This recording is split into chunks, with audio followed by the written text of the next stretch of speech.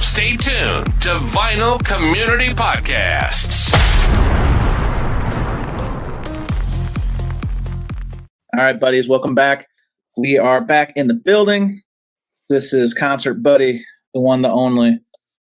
We're on Vinyl Community Podcasts. This is the series I bring to the table, right, wrong, or indifferent, called Mind of the Record Collector. And I've got a new, different voice than you've probably heard on this series, and that's a different continent. I mean, we're going all out. The budget is blowing through the roof. Now, we obviously couldn't fly our guest, or I couldn't fly to meet him, so we had to use technology. But I'm joined by one of the best in the VC. That's Harris Pilton. Harris, how are you? Hello, Charles. Yeah, good, mate. Actually, good to meet you at last. Yes. We've corresponded for a long time in the comment section, right? So it's good to actually put a face to the conversation and a direct voice. Yeah. Cool. Well, one reason I wanted to have you on the show and have you in the series is because it's a different approach. Obviously, I wouldn't say very, but quite tunnel visioned on my record collecting experience and music consumption experience here in the States. So I'm super excited to kind of pick your brain. And we kind of talked about this in the lead up to this. It was what's different, and we'll kind of get into that. But before we do, let's just do if folks listening, you're new, you haven't heard of Harris Pilton or seen this channel on YouTube in the vinyl community, let's just kind of start there. And what motivated you to just start making videos talking about records on YouTube? Oh yeah, that's a good question. I can never quite remember, but it was probably, I think it was pre-lockdown actually, and there was this sort of girl. She was amazing, and I can't even remember her channel name, but she was like this little kid who just was getting into music, and she was getting into stuff like the Jam. She was in America, and I've checked, she's deleted all her videos, and she was like probably about 16, 17, and she was just buying like the Jam, Big Star, stuff like that. And it was like, and she kept on about the VC, Vinyl Community. And I was like, I don't know what this is, or how do you join it, and anything. So I started like Googling Vinyl Community, and you get you tend to get the big hitters when you do that near the top. Yeah. So I think it was probably Vinyl Richie I first started watching seriously, because I'm a bit of a American alternative punk fan, and I'm a technological idiot. I'll be honest. I can't even do a spreadsheet, and so I'm watching him. I'm thinking, how does it was like wizardry to me. Like how do you do it? And I think I watched one of his videos, and he then revealed that his camera was being rested on a bag of rice. And I thought, I'm not sure if this guy's the technological marvel I thought he was. Maybe I can give this a go. And a very low bar. Vinyl Richie leaving a very low bar for the rest of us to climb over. Yes. Yeah. No, I love his videos. But and then there was Steve Carlson. This was during lockdown, I think, the last year, so 2020. He did a how to join the vinyl community video. It's fantastic. Typical of Steve Carlson, who I know a little bit in comments. He was supremely generous, didn't big himself up. He just wanted people to join, and he made it look so simple. I thought, you know what, I'll give it a go. And I did. And I was a little bit sneaky. I left a comment on his channel saying, I've just done a video thinking he might follow back. And he did follow back, and you know what? He's commented on every video I've done since. So that's the size of the bloke. He's a great chap. Steve is one of the best, and I kid with him because same thing. When I got to know him, I actually got to know him. When he had that unfortunate situation, his home got flooded. Yeah. And I heard other people in the community before I started making videos, and he, I think it was Mazzy or somebody had mentioned him, and I'm like, I don't know Steve Carlson. Looked him up and sent him some records. And long story short, I mean, as you can attest, he's a super nice guy. Yeah. And if there's a better ambassador for what the vinyl community should be than Steve, I haven't met him, because Steve is generous with his time. He's generous with records. He watches. I mean, I don't know how he has much time in a day. He's watching all your videos, watching all my videos, and he's commenting. It's remarkable, isn't it? I don't know. He sent me. It's actually one of the people I've emailed. I don't email a lot of people, but I emailed him once when he was doing his move, and he's emailed me back saying he's going to give me a Fila Kuti top 10 for me to buy, because I'm just getting into Fila Kuti. So again, he's a nice chap. He's a really nice chap. Yeah, he's the best. Yeah, I call him the mayor. He kind of shrugs at me like, "You're the mayor of the vinyl community for sure." So since you've been doing videos and kind of getting to know other people in the community that way, what would you say are the best or even not best parts of the YouTube experience so far. And feel free to talk freely, because I think everyone has a different experience, but I think we also have some shared experiences there too. Yeah. I mean, I sort of think it's you. I think, there was a big, you did a video with, I think Steve, is it the Vinyl Chef Steve, about community. And I think I hinted to you, I think my idea of what the vinyl community should be, and maybe yours is slightly different, not a criticism in the slightest, but I think we got maybe slightly to, I watched that video, it was really interesting video, and you're not alone. A lot of people have the same view, which I would call like a utopian view, sort of everyone should kind of get along. There should be this shared knowledge. And I've heard people say something like, well, you're not in the community. If you're, you should be this, you should be that. No, that's not necessarily yourself, but, others. And, my idea of a community is, the vinyl community to me is always going to be just a reflection of the community, any community. Do you know what I mean? Sure. And as you know, 99% of the community out there is lovely, and 1% aren't, are idiots. And as you also know, that 1% can often, what do they say? An empty vessel makes the most noise.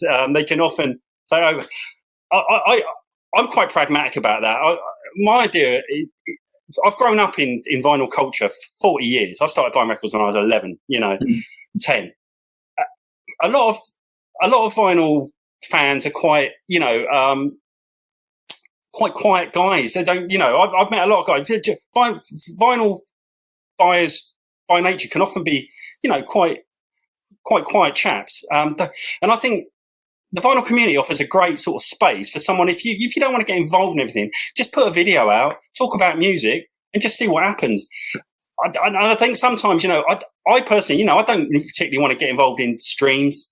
And I think it could potentially be off-putting, potentially. I love the streams, by the way, I watch it. But I think, you don't have to do VCLT. You don't have to get involved in threads. You don't have to get involved in competition.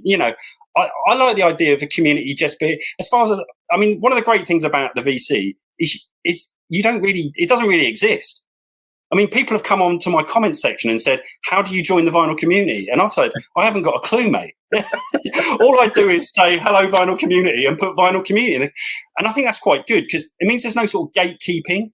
Like I don't know if you've ever joined a vinyl group on Facebook. It can be nightmarish. Oh, yeah. You've got to get through, and then everything you get is being looked at, and then you'll show an album and someone will come on, oh, do we have to see that album again? La la. And it's like they're really moderated. And YouTube effectively isn't moderated, really, if you know what I mean. There's exceptions, but, and I think that's quite healthy. And you can just, if you just want to whack a video up and leave it at that. That's my idea of being in the vinyl community is stick up a video, be polite, and if people comment, put a comment back. That's all. You're golden as far as I'm concerned. That's all you need. And I think it's a really, I'm not so bothered about everyone getting on and, oh, you don't respond to threat. It doesn't bother me in the slightest. You know what I mean? You raise a really good point. Well, you raise a couple good points. Let's touch on one of them, the Facebook groups, because you're dead right that there is so much politicking and oversight. Because I just saw it the other day. Somebody posted a record, and I forget what group it was I was in, but in the comment section, they were just torn up because they called this person a flipper, and they said, the rules of the group are this, and then they had the bylaws like it was like Parliament, right? Like they're like literally like legislating. It's like this guy just wanted to sell a record. Like, here's an idea, and I think this I always try to do my presentations. I'm sure you're probably the same, Milk. Just don't be a dick. Like, it's not that hard. If you don't like it, don't watch it or don't comment. Or, because why throw any kind of animus into especially like you said. And the other thing I wanted to touch on what you said there is, and it took me a while to figure this out. A lot of the vinyl culture, like you said, and collectors are quiet and reserved by nature, right? There's a lot of, I didn't really pick up on this at first, because here I'm watching people doing videos for years. I'm like, okay. And I think I can do this. And I'm assuming people are very outgoing. And for the most part, when you directly interact with them, they are.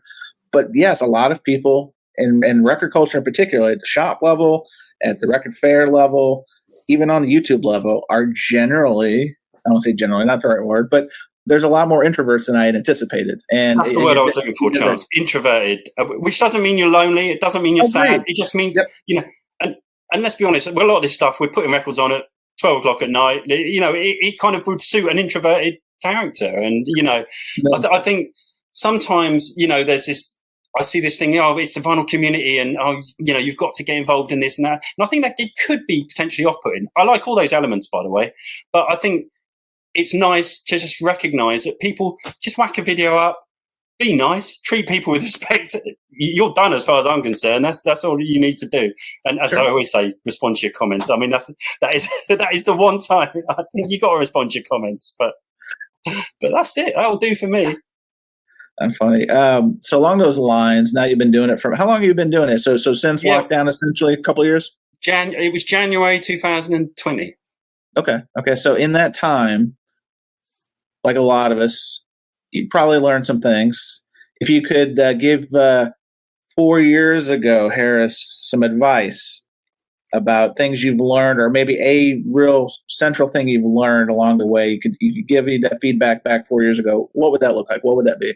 Yeah, it's difficult because I kind of set my stall out pretty early, I think, because I just thought, the first thing I thought, you can record yourself, watch it back. If you don't like it, just delete it, and that's quite a privilege, really, because it immediately occurred to me I can probably make a bit of an idiot of myself and take a gamble. And so I think even my early videos, I think I reviewed a pot noodle before showing the vinyl, and then I showed some Lynx deodorant, which was Marmite flavored Lynx deodorant. So I set the bar fairly low from the word go.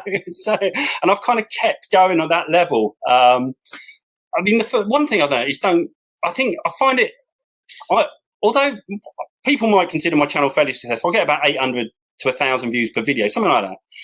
I didn't get 100 subs for 30 videos. And I get, even now, I get about 330 subs a year. That's all I get. It's just a slow drip. And I see channels, after 3 months, they got like 400 subs and maybe 200 views. And you can tell they get disheartened. But I think there's been a different, I think people expect to get big quite quick. I've noticed it more maybe in the last year or so. Maybe where the VC's getting more and more popular all the time. And quite honestly, I just tonkled along, really. I was generally like, I think it's a good idea to keep my personal thing, I wouldn't chase subs. I would always try and keep your views above your subs, because the views will pull the subs up. The subs won't pull the views up all the time. You'll see a lot of people with 1,000 subs and 100 views. But if you've got like 100 subs, aim for 200 views. And if you get 200 subs, and if you're willing to just be patient with it, I think, I've seen channels that will generally just crawl it up. But yeah, I think some people will just flash in really and expect a lot. And it's really difficult to make that happen. I think you'd agree. It's hard work, isn't it? 100%. I think that, patience is important. The main thing, and you kind of said this earlier, is do what you want to do.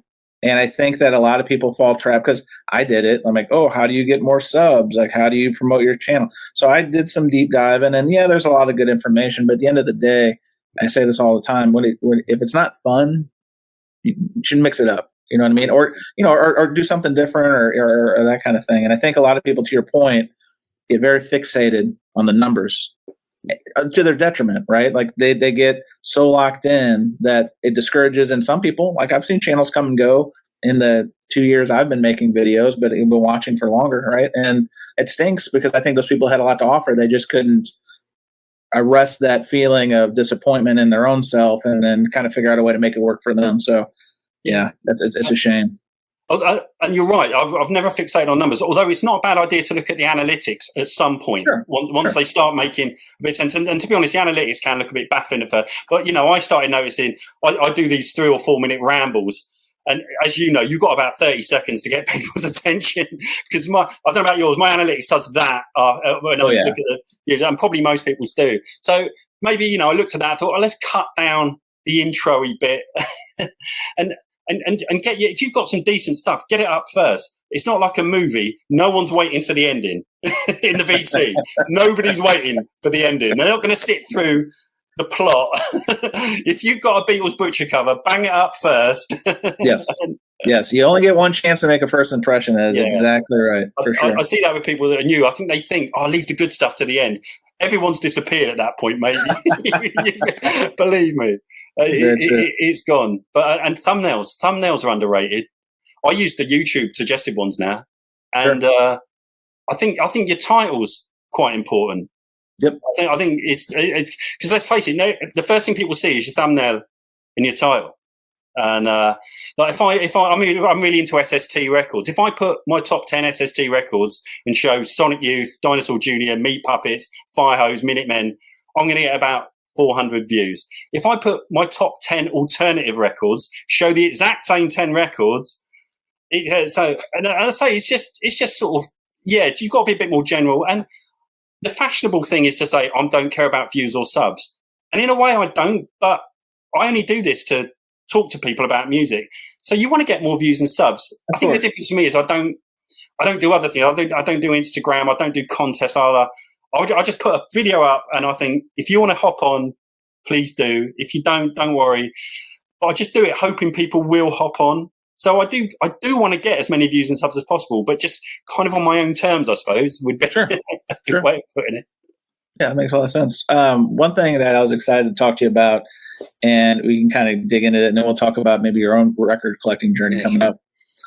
The UK VC, I know some people call it VC UK, and I don't want to paint it with a broad brush, because I think that it can errantly lump everyone who is literally across the pond, and you know what I mean. So, what do you think of when I say that? And because it's almost like an extension of the vinyl community. Like, there's no membership required. There's no kind of preset criteria. I know there's a couple different little pockets of folks who live stream and do their thing, right, wrong, or indifferent. But first of all, VC UK VC, what does that mean to you personally? Not a lot, no. It's I mean it seemed odd because obviously we're all on you. I mean, essentially geography's irrelevant, you know. I mean, there may be language barriers somewhere along the line, but I mean, it's always a bit of a red flag to me when I start seeing things like UKVC. It doesn't make a great deal of sense to me. To be, I'm not sure. It seems quite passive aggressive, maybe you might argue, but it's I mean, I mean, as I say, geography is irrelevant. I'm not sure what the UK VC means really, apart from it's people in the UK. But then again, I'm chatting to people all over the world in the comments section. I don't know. I don't know why you'd want to circle the wagons around. Limit yourself. Yeah, I'm with you. Yeah, that makes sense. Although I suspect it's more complex than that. It probably is. And what little I know, I'm the last person who should be talking about a lot of that stuff. I was curious your take, because as someone stateside, because there's not like a US VC or Australia, you know what I mean? So it's kind of a very unique space that those guys, and I like a lot of those guys, it's nothing personal. A lot of those guys, just kind of branded, or it got self-branded. Who knows how it actually happened? But I was curious if it was painted with a broad brush, that there was just like, oh, you've got a British accent? Welcome to the UK VC. You know what I mean? Yeah, no, I never know. I mean, I'm not a one for streaming, going on streams anyway, to be honest, which is part of what I've talked to, because actually I am terrified of going on a stream. I don't mind admitting it. Wow, terrified. Why? Yeah, no, I can't. I've never been on one. No, I've never been on a live. I think I did one with Michael, and that was it. And that wasn't a stream as such. That was that like the it was live, but people weren't joining. So you know what I mean. So no, I don't like the sound of it, to be honest. It's not for me. It's not for me. But that's fair. And there's a lot of folks that I know that will just stay in the gallery of those things. So I appreciate that, because people have their reasons, right? An extension of that question I just asked, and this is kind of one of the reasons I was excited to talk to you, was obviously we have different perspectives of our collecting, and we'll kind of get into that. But just in terms of what you see on YouTube in the vinyl community, is there really, outside of the bands and the music being talked about, is there any kind of differences really? I mean, we're all kind of music fans. We all enjoy different styles of music, because like your channel, for example, like you're one of the, I could literally count on one hand channels I see talk about hip hop regularly. You're one of them. Yeah, you know what I mean? Like, it's that small. So just from that view, how different do you see like what you do versus like a lot of us do stateside with your channel?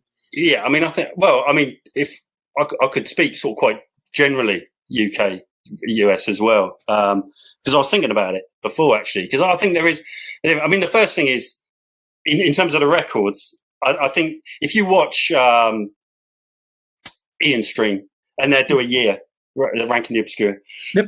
they show a lot of singles, where America's very much an album-based culture, I think, where England is singles-based, which I find...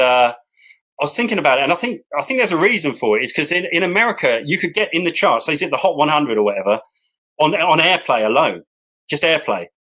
In England, you couldn't do that. It had to be physical product. So you had to get, I worked on HMV for like 10 months, and I was on the 12-inch, and the 12 inches were like, we were getting pushed, because that was your way into the chart. You had to sell a product to get in to the British charts. So that's why we have so many 12 inches and singles. And that's why all the lads on those streams show a lot of and 6-inch pianist, Madam Sin. Britain was quite a single based culture, because, as I said, you had to sell singles to get, it's the only way you get in the charts. And then you get in the charts and you get on top of the pops, and like a quarter of the country was watching Top of the Pops. Sure. And then if you're on Top of the Pops, you're up. So, you had to do it. So that's one thing I noticed. I think America is a lot more album based, in terms of what they show. In the UK, we obviously there is a lot of albums shown, but there's a lot more singles. And as you know, I show a lot of 12-inch singles. I mean, I think 12-inch singles are like the crack cocaine of vinyl. They're just like, they're amazing. They're cheap. You're going to get like some remix on there, and they sound phenomenal, because you're getting like 6 minutes of music on a 12 to. I don't care what MoFi, Mobile Fidelity, or that, they ain't ever going to make anything that sounds as good as an 80s 12-inch single. It's not possible. I mean, maybe they might pull it off occasionally, and you're paying like £2, £3.99 for these things. So they're just incredible. And I show them a lot. And sometimes, an American will comment and say, "Oh, is that like a promo?" I'm like, no, we're flooded in these 12 inches over here. And in America, I think they kind of petered out around 87, 88. Well, they still, I think I think that the mainstream, but DJs were still getting them. Like, you can still find 90s singles, but by that point it was very niche, right? And only people really spinning those, at least collectively, were like DJs. So I do like, I made a video, I went to a record show, and you're gonna laugh, but Marky Mark and the Funky Bunch, Good Vibrations, only place you can get on vinyl, 12-inch single, and you're right, it sounds magnificent, because it's got all that room to breathe. So people can laugh at me for that one, but I principally remember, because I don't, that's only something I've only recently kind of adapted to, is like, okay, if I can't get it on a full LP, is it on vinyl at all? Yes or no? And if it is, if it's a 12-inch, it goes right on the want list. I love them. And you get a unique sleeve. They're probably never going to be repressed. Different artwork. Yep. They still slip through. See, people will just chuck a 12-inch in the corner and mark it up at 99 pence, £2, and I think they're great. But they're not for everyone, because obviously if you play it, then you got to get up and turn it home. True. But it's not for everything. But so records. I think the other big one, and the thing I noticed difference UK US is probably gear. I think in America there's a lot of talk about the gear as in turntables. I mean, I do remember, I was thinking about it before I came in. I may have got this wrong, but I don't think so. I was watching Rob Walker on a Rachel's Go stream, and Rob Walker, he's similar trajectory to me. I think just bought records for 30, 40 years, probably gets a record 3,000. And at one point she said, what turntable have you got? And he looked at her, I'm sure it was Rob, looked at her fairly blankly and said, I don't know. And the looks on the faces on the stream that he didn't know. And he got up to I'm the same. By 2010, I probably owned about 4,000 records, 3,000. I've been buying them since 1980. If you'd asked me what turntable I had, I would not have had the first idea. I've got records over there worth £700-800 that have been played. Basically, I would just walk in the shop, and if it cost £100, I'd buy it. And it's only, I've got a 1210 now. In America, a 1200, you call them. And it's only because I was in a pawn shop. I'm a big dance music fan, so obviously the 1210's arguably probably the most iconic turntable ever. I'm not saying it's the best, but it's the most iconic. Technics 1200, maybe a Lind would change. This is the first time I could tell you what turntable I've got in my life. I haven't got a clue. The speakers are worth £100. this Onkyo amp's about 200. That's it. But American Arch America, it does seem more gear focused. People are very particular about their gear. Not all the time, but I think the idea that someone in America owned 4,000 records and wouldn't know what turntable they got probably wouldn't exist. Well, I don't know. Pitchfork Mafia would come out and we'd throw them out of the U.S. Yeah. But I never knew. I mean, for years, I just had this Goodman's all-in-one stacking system, which was all plastic and melded together. You couldn't even separate the sections, and it had like a 16 thing like graphic equalizer. It was amazing. Sure. It was amazing. But yeah, I just don't. And I think, I mean, I can't remember seeing too many British UK people talk about their gear. Talk about their hi-fi gear. I'm trying to think of one, and I'm not saying they aren't interested, but I don't think I'm not sure why. No, you raise a good point, because I'm very similar to what you're talking about. Like I knew about the decent turntables, and I thought that was good enough. And I know there's some people like Jason Rojas and I have talked about this. As long as your system is adequate and you're happy with it, that's really all that matters. And I think that byproduct of this vinyl community stuff, like we're talking about, is sometimes you kind of get drafted into that orbit of, but it could sound better if you did this or if you changed the cables. And that very well may be, and it probably is. But to your point, I would rather have more cool records than a cool, you know what I mean? Like, because to me, that's the real juice for me, is that, finding a rare record that there was only 1,000 made of and it's something I enjoy. That's where I get charged up, not having a tube amp or a certain cartridge. More part too, I'm not knocking it.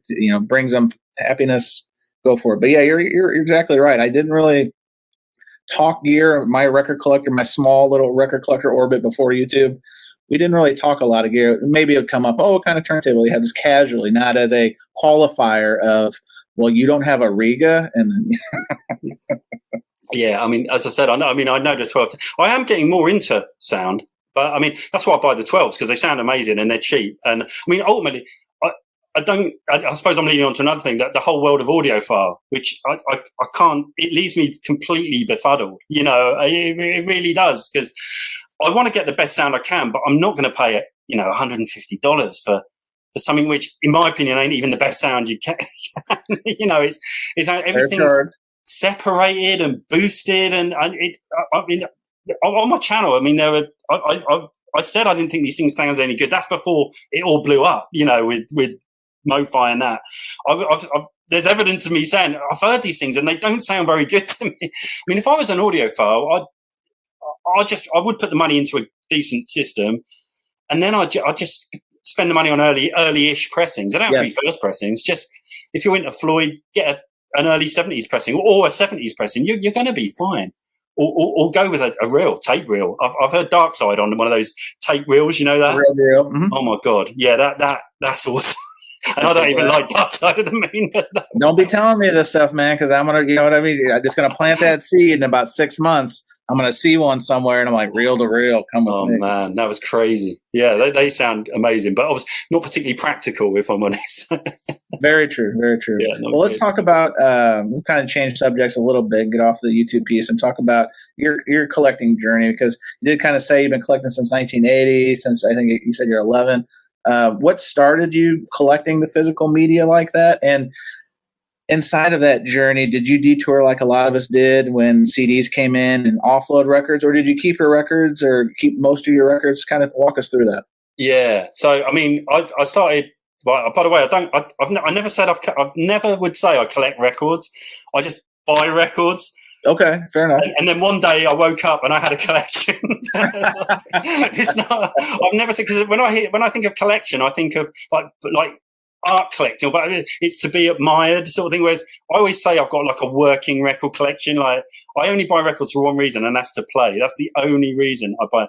So I never call it collecting really. I buy records, but obviously I know what you're talking about. But sure. No, I never call myself a record collector. I always say I just buy records. But yeah, I mean it was pretty much. I mean, so the British music charts were phenomenal around. I think I've heard a few UK VC people say it, between about 78 and 81, it was just a madhouse because punk had happened in Britain in a way that it didn't happen in America, because America's just too large. Whereas England, England's got a population a quarter the size of America, in an area a quarter the size of Texas. So we're kind of, and we only had 3 television channels. So when punk blew up and the Sex Pistols swore on Bill Grundy in the afternoon show, it just went berserk, and punk was just took over. I mean, the Sex Pistols were number one. All their singles were top 5.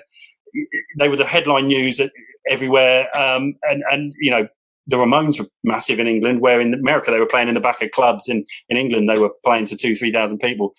So punk sort of happened, and then the British record companies kind of lost control a bit. It was like, so that, like, for the next 3 or 4 years, the charts were amazing. I mean, they were just phenomenal. When I was about 9, so you had like the Specials, Madness, Blondie, you had Kraftwerk, you had a load of disco, like Anita Ward's Ring My Bell, stuff like that, all in the charts. If you Google a chart in Britain between it was phenomenal. You know, Talking Heads, the whole shebang. It was amazing. And so that was around the time I was getting into music and taping off. So I started obviously buying records because they were kind of the only game in town. You know, this was just before the Walkman. So no one was really buying cassettes that way, because the Walkman really kicked in around 81, 82. So this was around 79, 80. So I just started buying records, and I just kept buying records. And then when it really kicked off was the music press in Britain, the NME and the Melody Maker, which I still say are phenomenal. You know, they get a lot of flack, but, you know, they'd have their Trojan horse bands like The Cure, Depeche Mode. They stick them on the cover. But then on the inside, there was so much left field stuff going on. It was amazing. And obviously the Smiths then bubbled up. And that's, once I started buying the UK weeklies, I was in it. I was just buying whatever they were making album of the month from about 85 onwards. And then the Melody Maker did a feature on like American alternative, which was like Black Flag, Husker Du, Minutemen in around 85. And I got into that, and I was just, you know, at the age of 14, I was just going into London, because I was in Southampton by now, but it's only an hour away on the train. I was picking up all these Husker Du records, Minutemen records, Black Flag records. I was just, you know, just washing cars, whatever it took to keep buying these records. And records were pretty cheap back then as well. They weren't too expensive. And then the Smiths happened, and then I just kept whatever the British music press, because the British music press is quite fashion led, so they would just drop a band like a hot brick as soon as they decide. And then they just kind of got into grunge. You know, the NME Melody Maker were writing about Nirvana in 88, 89, and I sort of got into that. I mean, I bought Nirvana's Bleach day of release. I've got it on white vinyl. Oh, yeah, I did. And I wanted to take it back. And do you know what? I bought it for £3.99 because they thought it was the EP Blue, which has got a very similar cover. And now it's worth about 1,100 quid, I think, or something. But and then, you know, I got into that, and I was buying all these American underground records. And I was buying, by the end, I was just buying this rubbish that I couldn't stand. Oh, no. These bands like Truman's Water and Screeching Weasel and Squirrel Bait. And I sort of, the NME and Melody Maker were then starting to get into house music, like dance music. And I sort of went to my first proper sort of dance club in Brighton around 92. And that was it. I was hooked. I loved house music from that moment onward. And as much as I love all those guitar records still, I just stopped buying guitar music really from about 93 onwards. And really it was then that's house, techno, hip hop. I mean, I was nuts for hip hop like yourself. I mean, I'd call the golden era for hip hop. Yes. For me, yes. 93, that when the Wu-Tang and Tribe brought out their albums on the same day, to about 98, 99, that to me, that was the crazy era. That was amazing. But yeah, that was it. And I did keep all my records. I eventually sold a lot of my, and I kind of regret this, I had a whole stack of 90s pressings, including... Don't say it. Oh, yeah. I mean, and there's some, mate, you're going to love this. Siamese Dream on Hut. I had it. Black vinyl. And I sold it back to the shop. You know, the Oasis album, What's the Story, Morning Glory? Yes. I have the UK. That shop on the front is where I bought a lot of my vinyl from. It's in Buick Street. Okay. I bought all their stuff, my stuff from there, and I sold it all back to them about just before prices went berserk. So about 8 or 9 years ago, about 2015, I sold a lot of the 90s stuff. So PJ Harvey, Ween. Oh, Ween. Oh, yeah. I sold Siamese Dream back to them. The Killer is a band, you may not know this band, called the Drop 19s. Do you know them? They were like an American shoegaze band. I think they gave me a $5 for it. I looked on Discogs the other day and I regret it. It goes for about 250 quid now. Oh, but I probably got about £15 for Siamese Dream, because they were putting it on the wall for about 50 then. So they were giving me a third. So I could live with it because I'm a pragmatic guy. I know that record shops are going to give you a third. Of course. At the time, so in 2014, Siamese Dream was about a £50-60 record. Now it's probably 180, 200. Right. But yeah, so I did sell a lot of my 90s vinyl back, but I kept I kept all my 80s alternative because that was my real love. That was like the Minutemen, Big Black. That, I loved all that. So as we're talking now, I mean, you don't need to share an exact number if you don't know it, but ballpark, how many records do you think you have right now? Yeah, it's not too bad. I mean, I did sell a lot. I gave a lot away. I mean, during the 90s, I mean, people think you're mad because, like, people have got today's mentality in their head. And I say, I bought, I don't know, an album by Teenage Fan Club, didn't like it and gave it away. But the way I try and explain it is albums in 1990 or 93 or 95 were viewed the way, the way you view a DVD now. Right, right. It still works, but it's not as sexy. Yes. Yeah. You'll see the Godfather series for $1, won't you? All three of them. That's how vinyl records were perceived. I was buying Velvet Underground first pressings for £2, and they'd marked them down from £5. I mean, but people say that's not possible. It is, because no one wanted it. The price was dictated. I could have left a box of albums in the street and no one would have touched them. No one was interested. As soon as CD. But in answer to your question, yeah, I did get into CD around 95, mainly because all the secondhand record shops around here shut. They just closed up, or they started selling CD only, and HMV switched to CD. It was really hard to find vinyl, because Britain had a big dance culture. There was still a lot of dance record shops that only sold vinyl. That's quite interesting. I doubt if you had that in America, but every town or city in Britain would have a dance record shop. So you could still, but you could only get dance, and it would tend to be import. So you were paying like $8.99, $9.99 for an import back in 95. That was a lot of money, especially if you didn't like it. There was no internet then. I couldn't check it out.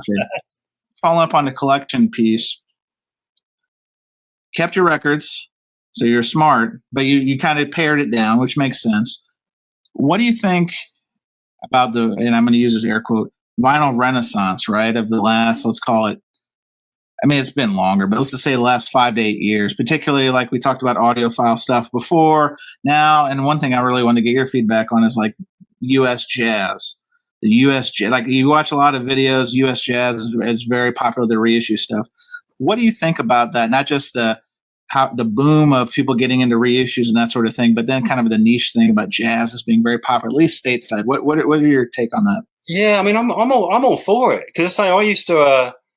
I was still frequenting secondhand record shops in between 94 to 2013, and as I've said before, that I was surrounded. I'd been in strip bars with less seedy looking middle aged men than there were in these record shops. It was just like it was quite niche.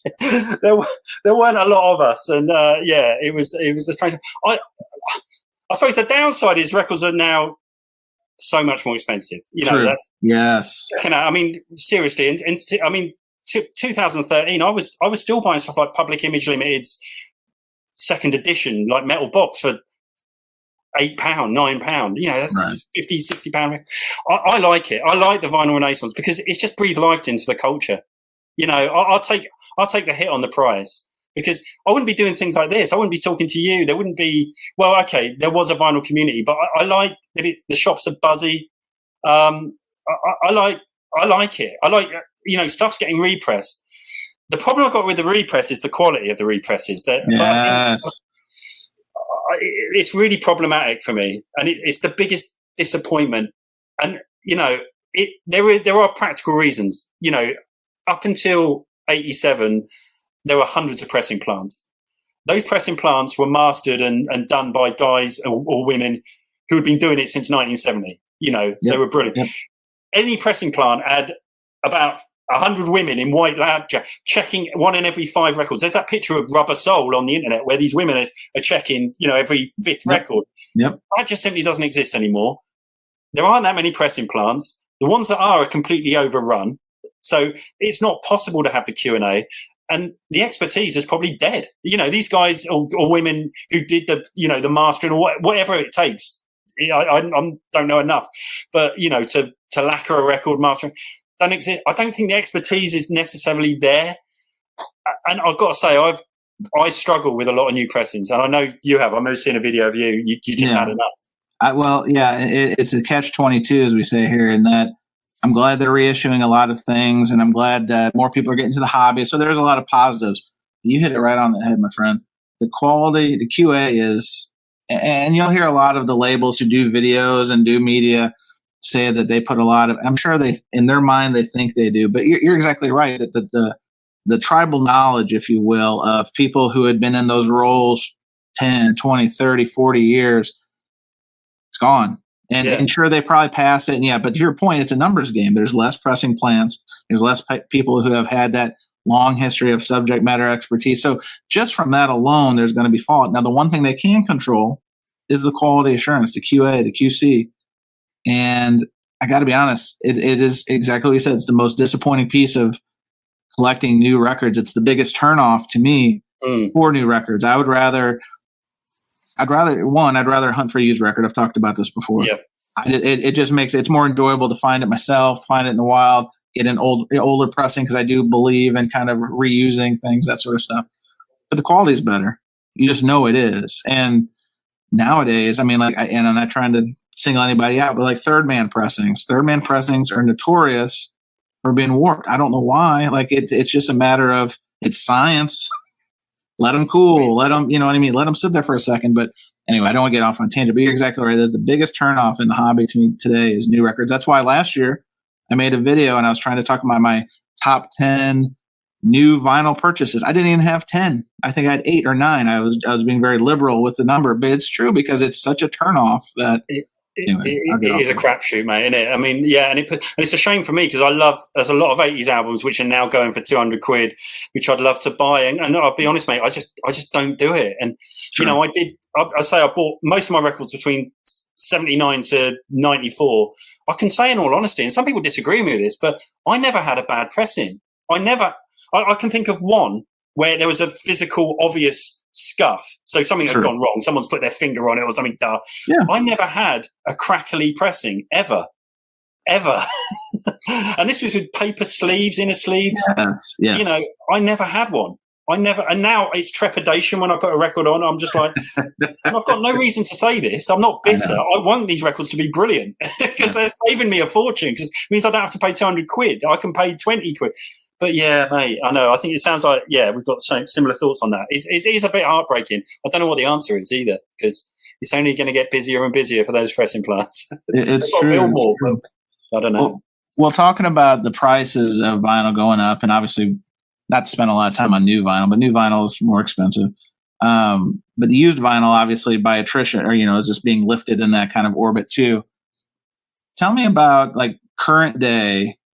Where are you finding used records, and can deals still be found out in the wild? Or are those days I know we romanticize about 10, 15 years ago getting big stacks of records for next to nothing. Those days are probably gone. They've gone. But and they were great days.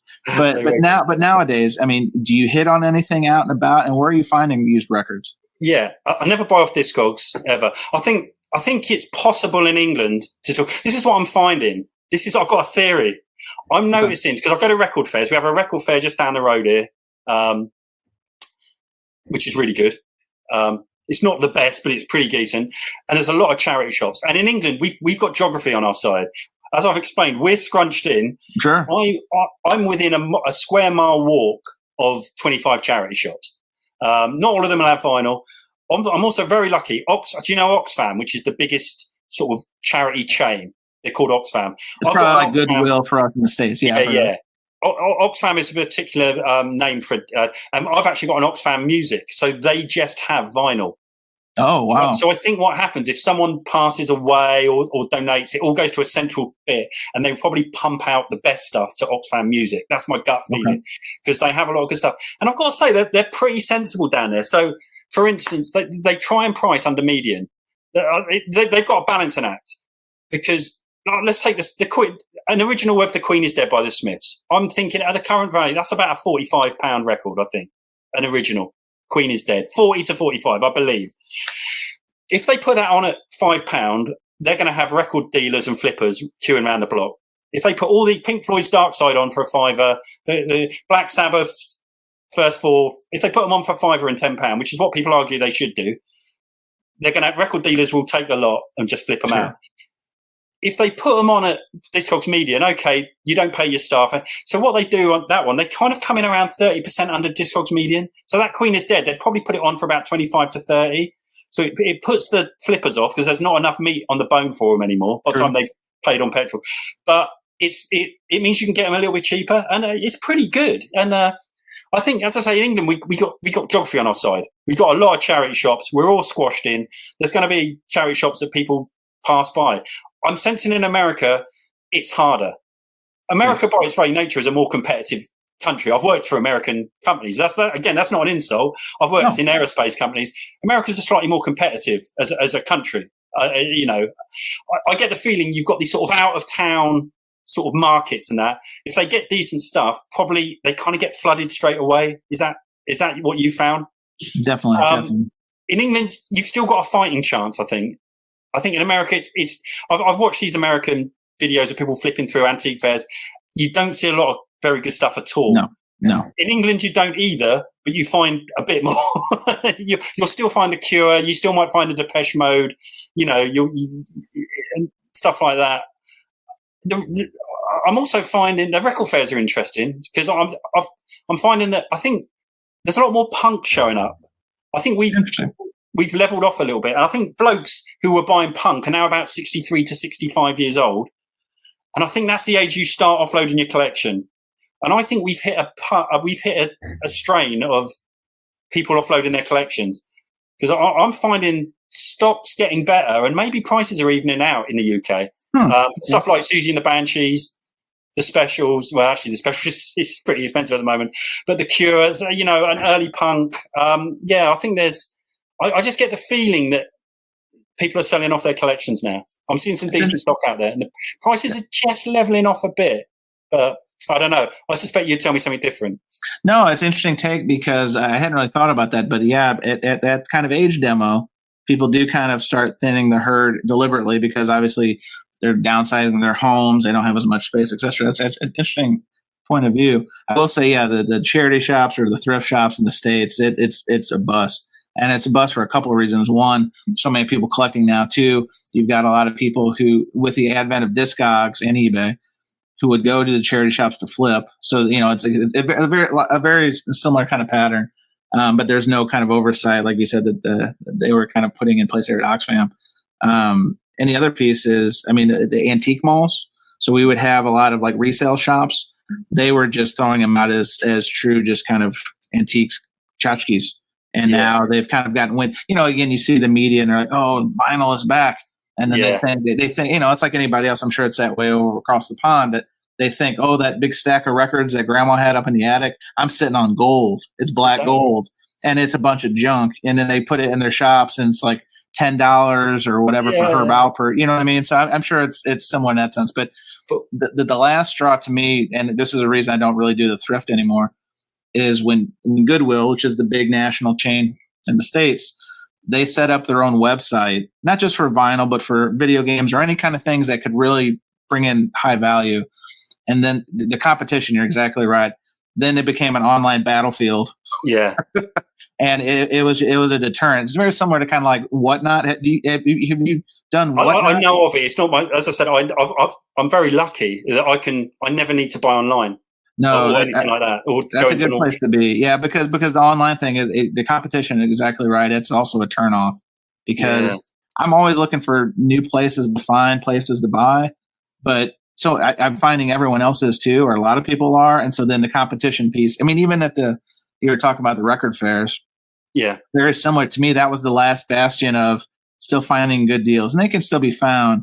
But I call it the discogrification of the hobby here in the States, is that having this in their pocket, literally they have a database that they can really check their prices. And the days of finding even dead stock of something that maybe took 3 years to catch popular wise, or something you found out about and going back trying to find it at the record stores, they're updating their prices and stuff. So it's, yeah, I mean, America pour one out for the good old days. Yeah, I mean, America is more competitive. And I say that's not me insulting America. That's just I agree with that. I mean, as I said, I worked in aerospace for 10 years in sales, so and aerospace only comes from America. So I was deep in the heart of dealing, and fantastic. I quite liked it. But I see a similar thing that I experienced there in the competitiveness on some of the VC videos. There does seem a slightly more competitive streak, I think. And I which I don't think quite exists in the UK. Don't get me wrong; people want to get records, but sure. Maybe it's slightly tougher to find. I think you got a chance over here, and it might get better. As I say, it might. As people get older, I think people do sell their records off at 65. It's dead money. You can only live so long. If you're 65, okay, I'm going to live to 80. I've got 2,000 records here. Yeah, you don't want to leave that for your kids and their kids to kind of work through. I can appreciate that. The one thing, that's true. It's true. The one bubble that I've been waiting for to burst is the younger kids, and I say the younger kids, let's call it less than 25, who got into the hobby during COVID or just kind of on a whim, just through the natural, like, oh, I don't need this. It's more convenient to have all my songs in my pocket. Yeah, I've been waiting for that bubble to burst, and it still really hasn't. And if it does, if it would, it's not going to be great titles. It's just going to be a lot of newer stuff. You're going to Olivia Rodrigo and stuff that's probably not my jam anyway. So it's not like Led Zeppelin 2 Ludwig is coming up from a 23-year-old. You know what I mean? Yeah, I'm dreading that moment, actually. When it's just one of these, I don't know, like parquet courts, or I don't know, Vampire Weekend reissues are just clogging up. Weekend reissues. I don't mind Vampire Weekend, actually. That's a bit unfair, but But I know I'm seeing bits and bobs of it. But yeah, because I think a lot of kids did get disillusioned quite quick because they bought Crosleys. I ain't got a problem with the Crosley, by the way. I started with something that was worse than a Crosley. But I think they think they're going to get this amazing because they're told vinyl sounds amazing. And of course, on a Crosley, it doesn't sound great. I would encourage any kid to get a Crosley because you'll work out whether you want to get into it or not. And let's say my first record player was actually you had to build your own speakers out of cardboard. It was like a sub Crosley. It was terrible.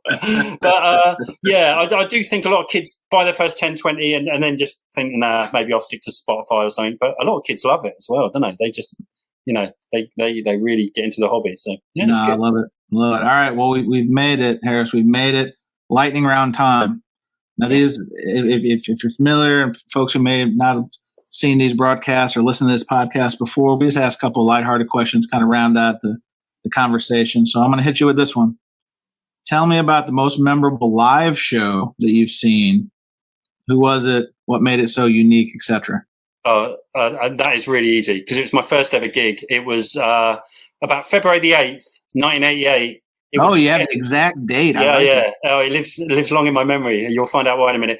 It was Depeche Mode at the Bournemouth International Centre. And you know that Depeche Mode 101 concert in Pasadena, the album? I'm familiar. It's about 2 months before that.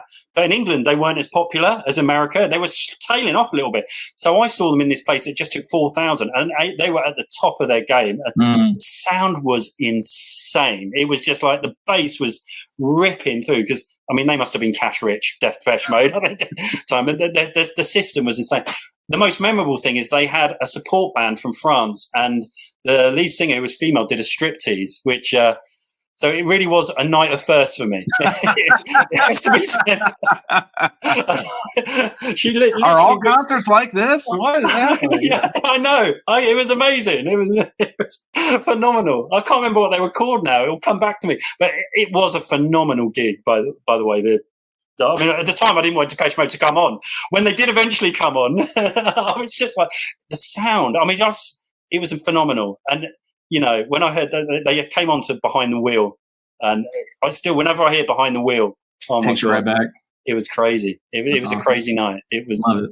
Nothing's close. All right, next one I got. And this kind of goes back to what we were talking about just here a few minutes ago about finding records out in the wild. Tell me about the number one find in the wild that gave you the most joy. Well, okay. There's a load of charity shops literally about 50 yards from me. And there's one that's always just Mantovani, Neil Diamond, always. There's no exception ever. It sells porcelain figures of weeping Italian boys. It's that kind of, Scrabble, the lot. For some reason, I just kept picking through. Mantovani. I've done it for years. And this still blows my mind. In the middle, do you know the film Repo Man? Yes. The soundtrack to Repo Man was sitting in the middle, which you never see. It's not a mega expensive record. It's probably a £40 record. 40, yeah. But to find it out, you never see it, and I love it. I love Black Flag. I love the Plugs. I love Iggy Pop. It's an amazing. I mean, I love the film. To find the soundtrack to Repo Man in the middle of all this, and I had that moment. That moment when you just sort of, is this happening? Then you look around. Exactly. Yes. And then you make a noise and then you run to the counter as quickly as, because obviously they had it on for 99 pence. And this was only a couple of years ago. And I'm like, how the hell have they got a copy of Repo? But I was so thrilled. And it plays like a dream. And I played it so often. And I've always wanted that record. So I was pretty thrilled. That's awesome. All right, last one I got for you. And this is one, I think I know the answer, but I want a real countryman to explain to us Yankees. Tell us a boot sale. What exactly is a boot sale? A car boot sale. You need to be asking Rob Walker.